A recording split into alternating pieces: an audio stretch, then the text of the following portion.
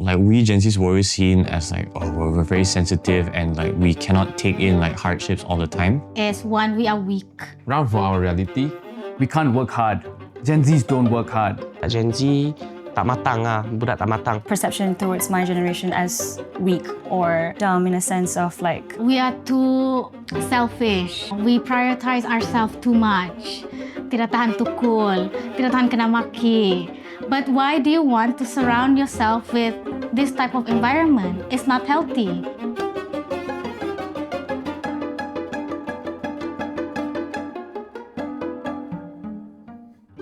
Hi, my name is Yuki.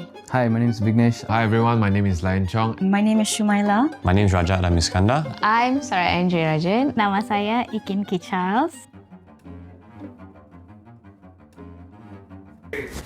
Sure, one, take one. Can you start by explaining the differences of Gen Zs and the past generations? Baby boomer is the generation that was born like after World War II. There's a baby boom. A lot of people were born, so therefore baby boomer lah. For Gen X is after baby boomer, that generation, people are starting to get educated. They tend to go out. They find a good job. Then they can afford to buy their house. Then their next generation is the millennials. They are privy to all this new information, new technological advancement, but things are starting to be hard for them actually in life. Like where they are trying to like replicate the model from their parents or from their grandparents, where you work hard, you can like have a relatively good life. But that model doesn't really work on them anymore. I feel like the generations before us have very high expectations because we're the next generation to take over this world. The previous generation puts in a system that works for them, and they try to implement the same system on upcoming generations. Doctor, lawyer, engineer, or accountant, or all these professional jobs, and you'll be stable. I did law. So many of my lawyer friends are leaving the field. You know, they're not making enough money. You know, back then it used to be glamorized. Oh, lawyers make so much money. He's driving a Mercedes. Wow, he's got a BMW. He's buying an apartment at this age. But nowadays, you look at a lawyer. They're driving the same thing. They're driving an Axia. They're driving a Myvi. Most of them can't even afford a house. What's the glamour anymore?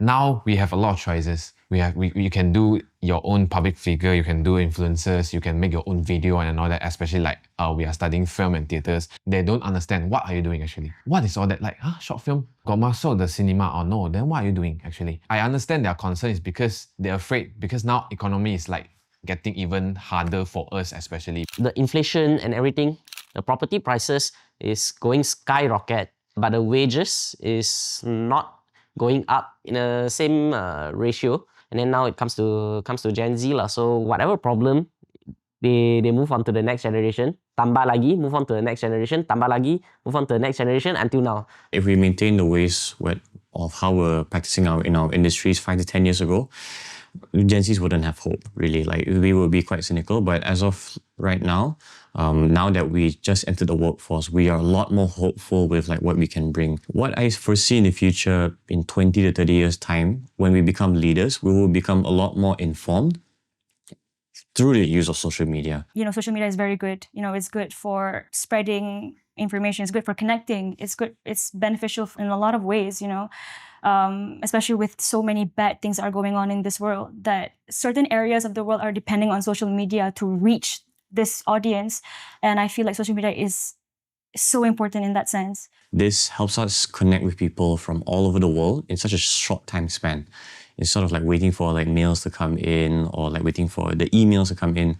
And that's the good thing about social media. We are a lot more connected than we were ever before. Sometimes I guess being this hyper-connected, it's also a drawback because there's too much noise. Notifications, everyone spamming you, so much content being blasted, which is why there's a rise in depression, rise in ADHD. People cannot focus because of all this noise created by the hyper-connectivity. Sure, you get information, you get things done instantly, very fast-paced, but that's the cost you have to pay. Our generation has to pay. There will always be a spectrum of people who will use social media for good and who will be on neutral grounds or to benefit everyone else. In order to have racial harmony, there should be education on like social media, what not to do on social media, what to do during social media, what is the line that we should not cross. This is the thing that's going very viral on social media, where it's type M, type C, type I, and type B. And sometimes Indians are being categorized as type B. So that guy is an Indian, literal Indian, but this Chinese fella, he will go and he's a very popular influencer, I think. He will be going and criticizing that guy as type B. And which literally like read all the comments which actually said that, yeah lah, type I looks like type B. And it is actually very hurtful for those who are literally Indians who are staying in Malaysia, where we feel like, why are we supposed to go through this pain? I think the main root of it first is the education system, like how we are segregated. We have this type of school. We have a Chinese, specifically school for Chinese, specific school for Indian, and then if we only have one and everyone is in that together, they grow up together. I think we can minimize this type of segregation. But that brings the point of contention of assimilation and like the loss of their culture. Yeah. As a Chinese person, my father sent me to a Chinese primary school. Our heritage, our culture is passed through SJKC, through this Chinese school. But if we are going all into single stream sekolah kebangsaan, where would this cultural knowledge? I actually disagree with that. I went to SK and SMK. I assimilated way better than everyone else. I have Chinese friends, Malay friends, Indian friends. 我会讲华语, எனக்கு தமிழ் பேச தெரியும். I can speak English. Saya boleh berbahas dalam bahasa Malaysia. I feel like it helps in assimilation. That doesn't mean I'm not Indian. That doesn't mean I lose my culture. It just means that I'm Malaysian. I'm more Malaysian than anyone else because I can communicate in someone else's mother tongue, and that doesn't make me less Indian. It just makes me more Yeah, Malaysian. I agree with that. Yeah. Because also, you cannot put all the pressure into schools. It starts with the household too. Mhm. At home, you have parents. The parents can also teach when you say that the cultural context, they might lose it, but you learn that at home. In school is where you learn to become together as a society, as a civil, like that. Growing up, I did go to a Chinese school. As much as Chinese school has benefited me and in my career paths, I do feel disconnected from my community a little bit more. Like, I can't speak Malay as well as like other Malays as well.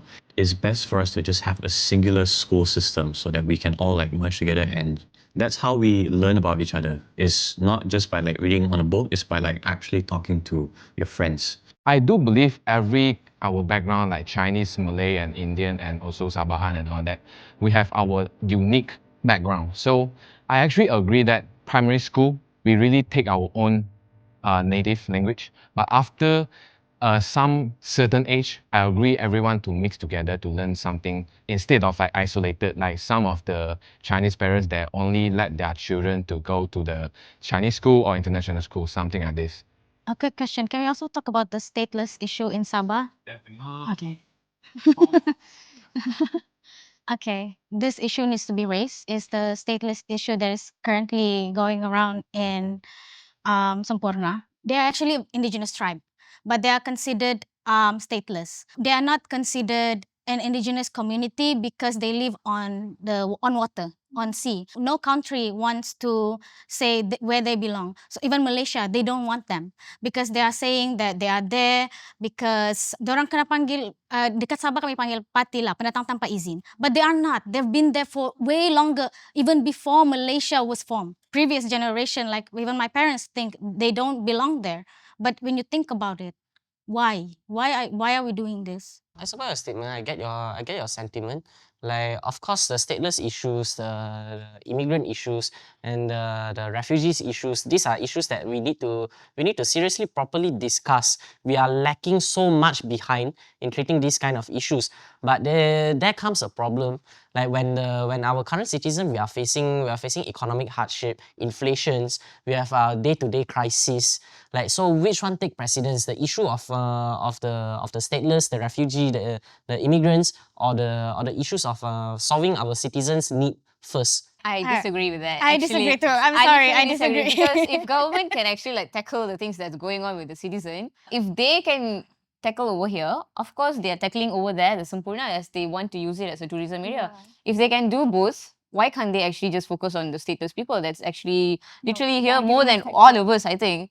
It's the humanity which has to play a bigger role, that the decency that you actually mentioned. What they're currently going through is as simple as their house are being demolished. Where do they go? You cannot put like, oh, this is a third priority because this comes first. No, it's decent human being. We cannot simply just say, oh, we think about that later. So I disagree with that. You said we as Malaysians prioritize economy, right? Who do you think is making our economy better? Who do you think is building our economy? You think local Indian guys want to work at a mama making you roti canai? You think local Malays, local Chinese, local Indians want to build up houses for you? Who's doing all this? Migrant workers. Why shouldn't they have some safeguard when they're building this nation for us to live comfortably? I agree with you that migrant workers they should receive social benefits, social welfare, like social safety net, like KWSP, like so they need to be protected because they are contributing to our society. But like from a Malaysian standpoint, I still believe that we need to solve our domestic issue first. Not to say that we should not tackle these issues, but to solve what we have on hand first, one step at a time. Because these issues eventually will have to be dealt with in the end. It's just that what comes first. Yuki, one step at a time, one step at a time. How long is it going to take? Of These course, people lost their houses. They're seeing their houses getting burned down right in front of their eyes. yes, and the government should be condemned for doing such actions. Of course, we want to give them citizenship, but there's proper channels, proper ways to apply for it. The proper ways don't work. If the proper ways work, there's no reason these people would bring in immigrants illegally. If there were proper legal channels, there wouldn't be a problem. So that's no why one we would need be to have a incentivized to bring these people in. proper channel, proper way, make it work. The proper channel, make So it work. that's the thing. How do we make it work? Reduce the bureaucracy. I think in the bureaucracy. end, it's like circle. Yes, exactly. It's an endless loop. We need accountable government that can actually do work for for don't know how many years these issues have been going on, persistent. Every time election, they'll say we'll empower the stateless community, we'll help them get their IC. But when they are in power, what are they doing? I think this is the first step. Talking about the issue. Yes. And making other people talk about the issue. Because now the stigma is so deeply entrenched in society. If they're open to change, if they're open to listen to the youth, and like that is a wonderful thing, and that could be beneficial. But they tend not to do that. So so what happens is like the younger generations tend to get alienated. Some of the politics, some news in the parliament or all that, they are fighting gado and all that. I lie also because I just want to know like what happened. But for maybe others, we really don't care is because we have no idea, we don't have the concept of what the importance of the politics in our life. To be very honest, as I'm already in the field, I can see that it is messy. At the end of the day, your goal should be making a better country, a more sustainable economic system, healthcare, education for the next generation. But the battle is still among them. When my generation is running the country, hopefully in the next decade or so, I like to think that we have seen enough that's going on in this current state of our country. They are fighting for their seats instead of fighting for the people. And if we are stepping up to become a Menteri maybe in future, if it's destined to be, if it's me, I'm going to be the change. Hopefully things will change for the better. I mean, in comparison to other generations, I think we are the one fighting hardest to break away from the chain of trauma from previous generations and really make a sizable change for the community. But there still will be influences from the previous generation. So there'll be some individuals in Gen Z who are more influenced by the previous generation who would want to stick to that, who don't want to change anything, who don't see a problem. But those of us who struggle will definitely look to make a change. Despite everything that's going on, I feel like there has been some change. Yeah, and I feel like even though it's not major, but the small steps, of people accepting, of people being able to talk about, certain taboo topics, even though they shouldn't be taboo, So I feel like we have grown better in this generation. I feel like we are able to be more vocal about it. Risks is not a very big issue when it comes to our generation. So hopefully in the next few coming years, I think all of us can say that we like to be hopeful that it will get better. Because we can see the change now, a little bit. Who knows in the future? There's really no place like Malaysia, where can you see, so many different races together, there's nowhere else like Malaysia. Like, to me, Malaysia is home. It's the only place I can come back. I can speak so many different languages to so many different friends. I don't have to stick to one language, I can just be myself. As Gen Z, I'm hopeful that things will get better. That's what I'm trying to make a change as well, so. I think it's because we have evolved to the point where we are able to think of what we want, of what we like to do.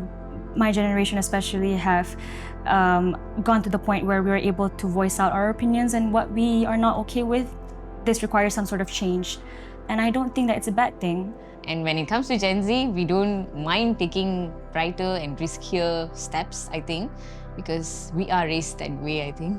We haven't seen a Gen Z member of parliament in Malaysia. Why are we only limiting ourselves to this kind of roles? Why can't we be politicians, policymakers? I've seen Gen Z candidates, but they have not been elected.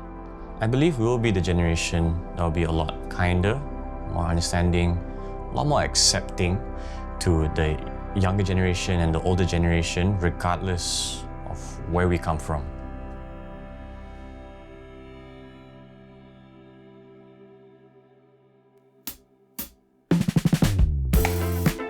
Hello everyone, I'm Sarah and oh, no, not yet. I feel like it's good. Will I get cancelled? Okay. Okay. Okay, sorry, I have the last job. Okay. Okay. Alright, thank you. Thank you, everyone. See you. Is it done?